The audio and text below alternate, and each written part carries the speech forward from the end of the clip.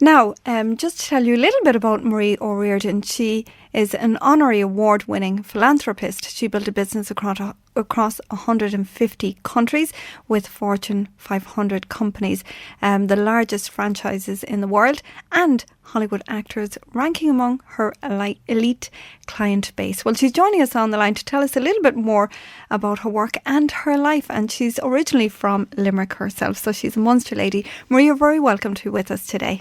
Anna, indeed, a Munster lady, proud to be one and delighted to join you on a positivity-focused radio station. Well, I have to say, Marie, I've been taking a look at some of the work that you've been involved in and some of the travels that you've undertaken, and you've been exceptionally busy of late. It's been quite interesting. You know, I'm very thankful, very grateful. I've been clocking up 41,000 kilometres a month in the air miles. So it's been very interesting, and I've been able to, help and assist and touch the lives of a lot of people out there. So it's been good fun. Well, I know you have the belief that when we talk about people, there's the right place and the right time to be, and there's a lot more that we can achieve in our lives, and we are where we are right now. But Marie, I suppose first of all, tell us a little bit about yourself. We'd like to get to know where you came from and a little bit of the early days, I suppose. Yeah, that'd be great. I'd love to share that with you. As you mentioned, I'm originally from County Limerick. I actually did work in Cork for 4 years a number of years ago as well. And, it was interesting growing up. The eldest of 4 children in the middle of the countryside in rural Limerick, grew up on a farm, and just always had a belief that I could do more. Mm-hmm. I would see these influential people on the newspapers or on the television, and I would think, I'd love to have that type of success or be able to do something for people when I get older. So I guess from very young, without even consciously realizing it, I was setting goals from when I was about 4 years of age, and every goal I have set since I was a child I've now met. And one of my goals was Oprah Winfrey, and that's now been ticked off as well. Mm-hmm. And one of the things that I think Oprah was interested in is because you'd met another very influential lady, and that was Mother Teresa in her home in Calcutta. In fact, I believe you were the last person to interview Mother Teresa. How did that come about, Marie? Yeah, that's correct. To give you some background, when I was a kid, when I was 4 and 6, we lost 2 children in my family to one to leukemia, another to a tragic little accident. And, I guess that kind of opens your eyes a lot when you're a small age. And I just wanted to do something to help people remember my 2 first cousins. And little Deirdre, who died of leukemia, she went to Lourdes on a pilgrimage with the Limerick diocese. And she stayed in the hospital there beside the shrine in Lourdes. And when I was older, I wanted to volunteer there. So the first place I volunteered abroad was in the hospital in Lourdes, and it was a very enriching time. It was an amazing week, and you had people living with every sort of disease, illness, and a lot of them were dying, but they had such positivity and hope. And everyone goes to the likes of Medjugorje or somewhere like that for a miracle. So there was a lot of positivity in the atmosphere as well as a lot of sickness. Mm-hmm. And I guess I got a taste for helping people and seeing that there was more to life. We're here for a purpose. We're here for a short time, but what can we achieve in this life? And I think it's very important to wake up every morning, go to bed every night, and just be thankful for what you have. Mm-hmm. In this economy, especially in the past couple of years, so many people are focusing on the negative equity or what they lost, and they still have their life. They still have to wake up every morning. They have an opportunity to make things better just by focusing on what they have rather than what they no longer have. Mm-hmm. So when I was 22, I funded my own trip to the slums of Calcutta in India, made a radio documentary called Suffer Little Children, bumped into a number of Irish people and also some fantastic people from Cork City and County who are NGOs, non-governmental organisation people on the ground in Calcutta who were just phenomenal people. And basically bumped into a couple of Irish nuns as well on the streets. I was kind of sticking out like a sore thumb, Anna, because, Irish skin and I'm almost translucent. I don't take the sun very well. And when I travel, it's factor 100 on me like I had on with Oprah Winfrey this week in St. Louis, Missouri. So I stood out like a sore thumb, and it was easy to spot me on the street. So the nuns would kind of call me over. Where are you from? And it was great fun like that. And I was invited to meet one of the nuns. She gave me this address the following morning, and I was delighted to accept. So when I turned up at the front door, I realised, oh, okay, this is Mother Teresa's front door, the sisters, and it was a very interesting experience. So to cut a long story short, but this was before Mother Teresa died, and she was rather ill, and when I met her, she was on oxygen and in a wheelchair, and she was wheeled upstairs to be cared for. And the Irish nun came over to me after that first encounter, and she said, when do you fly home? I said, I actually fly home tomorrow. So this nun went upstairs to Mother Teresa and said, hey, look, there's this Irish girl downstairs, and Mother Teresa trained to be a nun in Ireland after moving from Macedonia to be trained as a nun in Rathfarnham and then going to India. And she had a great resonance with the Irish. So Mother Teresa, the nun, told me, and when she heard that, flicked off the oxygen mask, got out of the bed, wouldn't take the wheelchair, ran down the stairs to embrace me, greet me, and we did the interview there, and I spent the day with her. And just a profound experience, profound energy, profound goodness, and moments I will never forget and want to share for the rest of my life. That's an incredible experience for anyone to have, let alone a young girl. Just 22, I think you said it, Marie, was it? Yeah, I was 22 when that happened. And I tell you, that opened my eyes because, when you're in the slums of Calcutta in a very overpopulated city, I mean, at the time, back in 1997, that was, Anna, there were 20 million people squished into a city smaller than Limerick. Yeah. So you can imagine, what was going on there. It was the over-teeming masses. It was quite unbelievable for me to experience something that profound at that age, and it prompted me onwards. So then I started volunteering in sub-Saharan Africa, and got another taste for that through other organisations. And as I got older, then I just realised, I got to do this myself. So I formalised my own charity. Now, when I say charity, what I mean is I don't fundraise or accept money from anyone. I actually fund it through my own savings. And I formalised that. It's called Marie O'Riordan Planeteers Philanthropy. So since 2006 now, I've been educating children, especially in Africa. And last year I rolled out a recycled iPhones project. And if you're interested in what that is, it's basically how children can be educated in Africa through a simple iPhone.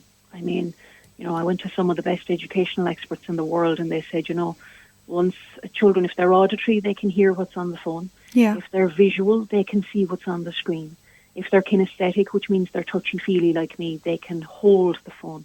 And if they're practical and they need to learn by pushing the digits, they can actually touch the phone and the digits and operate it themselves. So basically, whatever way a child chooses to learn or learns the best way, they can with an iPhone. So I was invited on the 9th of December last year, just gone Christmas, to fly over to the Middle East Internet Awards in Abu Dhabi in the United Arab Emirates.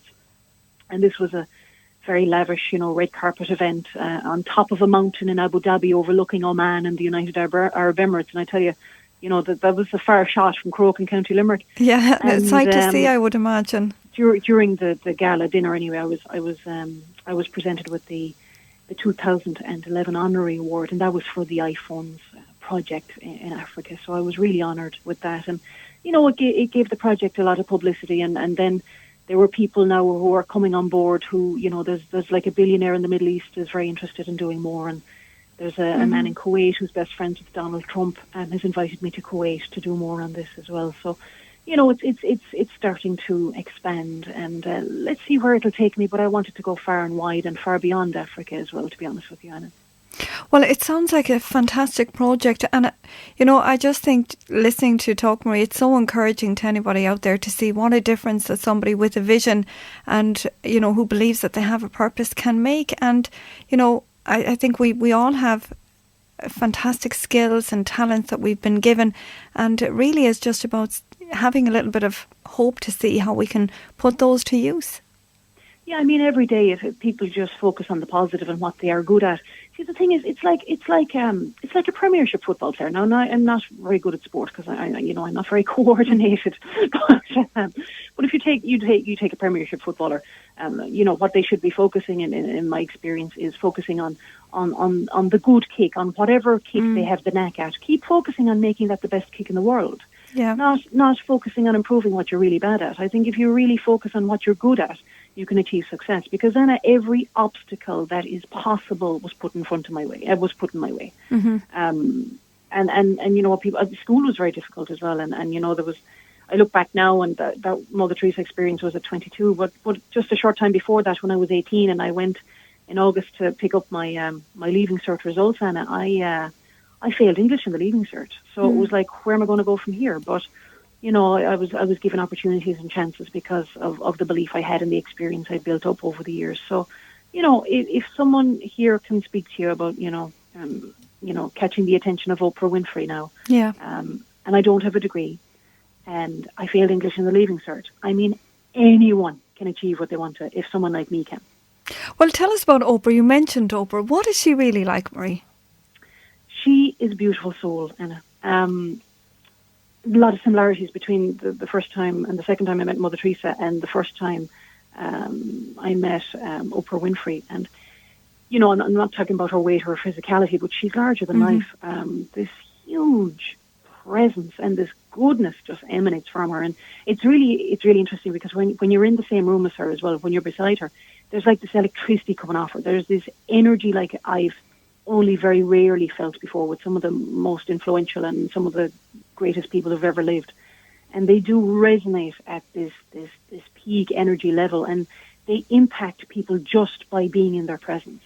I adored her voice. Just it's so much deeper and stronger and clearer when you meet her in person. Because, and you know, this is the person we've all been watching on the television for decades. So, so it's interesting the flick from the TV screen to in person, and beautifully, impeccably dressed.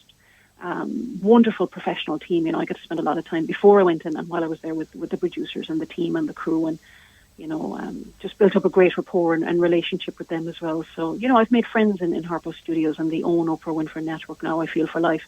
And it's very nice to have Oprah make you feel like you're part of a family going forward. And, you know, I wish her all success. When she finished the show last year after 25 years, I was very focused on what she was going to do next. So she did Oprah's Life Class TV show and did 25 episodes. And I think the episode that resonated most with me was the fact that the episode 16 that resonated with me was the one about gut and intuition and just knowing, having a feeling that no matter what's going on in your life or what may go wrong, that you can pull it out of the hat and you can go forward, and tomorrow's a new day. So, you know, especially felt that here in Ireland during the deepest part of the recession. I decided, right, okay, this is the circumstance, this is the reality, because Anna, you can be as positive as you like, but you have to be realistic.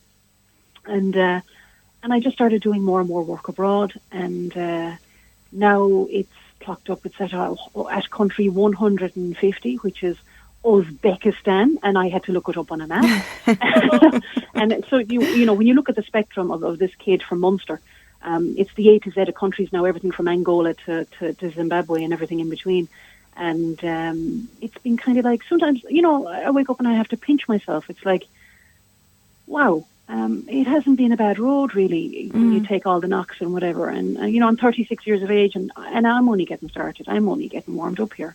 I really feel there's an awful lot more people I really want to help. And I love, cherish and being around people who are open to taking responsibility, not blaming anyone else, and moving on with their lives, and just being grateful for what they have. Well, I have to say, you know, when we talk about influential women, and of course Oprah is certainly one of the most influential women of our time, and I think, you know, just listening to you there, Maria, you know, what I get from you, and I know certainly Oprah would be along those lines, is in regards to encouraging others. And I think one of the things that certainly has I've noticed over the last number of years is, particularly as a woman, that we should be encouraging other women to do whatever they can do and help them and enable them, rather than, I know some, you know, working in media, you see these statistics and reports, and it's always pitting one woman's life against another. And, you know, I really don't like that. I prefer the whole idea of encouraging, coming alongside and enabling others to do and be the best that they can be. You know, that's a great point, Anna, and thank you for such great questioning today, because I truly adore, as I travel the world and do radio, television, newspaper and magazine shows, that there are people who actually get it, and I really feel that you get it with Life FM here today. And what's interesting is, even Oprah Winfrey herself experienced that challenge. Even when she started broadcasting the weather in Baltimore, she started out some years ago. I would have been only like 11 years of age at that point. Even before it, I was probably younger, in fact, when she first started. But it's been interesting, really, because what I've noticed over the years, even from my own media career, which started at 13 years of age, is that there were very few women, and still, still the balance is not in our favour, but it has come on an awful lot over the years. And yeah, I felt that over the years as well, that I really wanted to encourage more people, and more women in particular, to get involved in media, get their message out there. Because as far as I'm concerned, it's not just the people working in the media. The most important thing for me is the audience. It's all about the audience. And women are very open, and I just want to be balanced here, because my audience, male or female, they're the people I want to serve. But women shouldn't be fearful, or we've come a long way, and over the years I've seen with even the glass ceiling and that kind of thing. So I feel we're on a mission. And you're correct, because Time Magazine and CNN have declared Oprah Winfrey as the most powerful woman on planet Earth. So she does have draw, and I've experienced the Oprah effect myself in my life, and I'm excited about the future. So what's next for Marie O'Riordan? Yeah, well, I'm interested to see the live shows. I mean, I was just in St. Louis, Missouri at the live show, Oprah's Life Class, the tour. And I was invited to be part of that. And that was a phenomenal experience. And a true, she was dealing with pain with people live. And, everyone got to go through, feeling, dealing, and healing themselves. And it was very profound, a very powerful television. And, there were... I was a VIP invited over to participate, and I was in row 3 there with Oprah Winfrey. And when you think of the vastness of the Opera House, there were 4,500 people invited in the audience from the United States. And it was really amazing to take part in something like that. So, I mean, what I've noticed in the past couple of days was they featured my @Marie O'Riordan Twitter account up there. And, they gave me some screenshots on the stage, and when it's live on the Oprah Winfrey Life Class show. And that was really phenomenal. And another thing that Oprah did actually yesterday was there's a social media site now called Pinterest, which they're reckoning will not take over from Facebook, but become the next Facebook. So I just joined it actually myself over the last couple of days. It's very interesting. You know what I'm talking about then, Anna. So imagine this: Oprah Winfrey yesterday personally repinned my experiences with her in St. Louis. This week on Pinterest, and my Twitters and my Pinterest accounts have gone nuts. I could imagine. So I guess I'm on mission to help people. I work with people across the continents, across 5 continents now. The schedule is very busy. However, I choose to work with the people that resonate with me, and whatever level they're at. I mean, I work in my business with everyone from sole traders and people who own shops in Ireland, to small to medium businesses, to Fortune 500 companies, countries, mobile phone companies. I'm also at the London Olympics in August, and it looks like I'm in for a contract for the Brazil World Cup in 2014. So I do everything from the sole trader in Ireland to the World Cup and the Olympics.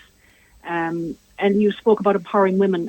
In Kuwait, I've been hired to empower women in business. And that's a huge thing for me, because, the confidence levels of women in some countries needs a little bit of adjustment and an increase, and that's what I'm on mission. Well, it sounds fantastic, Marie. And if people do want to follow you, of course, you mentioned Twitter and so on, or if people do want to find out more about Marie O'Riordan, how can they do that? I'm here to serve your audience. If people want to type Marie O'Riordan into any of the social networks, I'm on every single social network. I've gone completely viral around the world. At one point, through certain keywords in my business, there are 94 million references on Google. But basically, and the website is idealbusinessintelligence.com. And the most important thing for me with idealbusinessintelligence.com is I come at business, Anna, from a holistic point of view. To me, it's about how I can give back, how I can help. And the mission statement is that, when you nurture balance in business, and you can look after not just yourself and your family and your customers in a profound way where they feel like family, and you don't have to be taking work home, and you can spend more quality time with your family, and you don't have to work weekends. To me, that's balance in business, and that's quality of life. Well, Maria, I have to say, having gone from Oprah and talking to us at a little community radio station in Cork, thank you so much for giving us your time. It was great to get to connect with you. Well, Anna, do you know what? I'll be very truthful with you. As soon as I realise the focus and the positivity that you broadcast, why wouldn't I?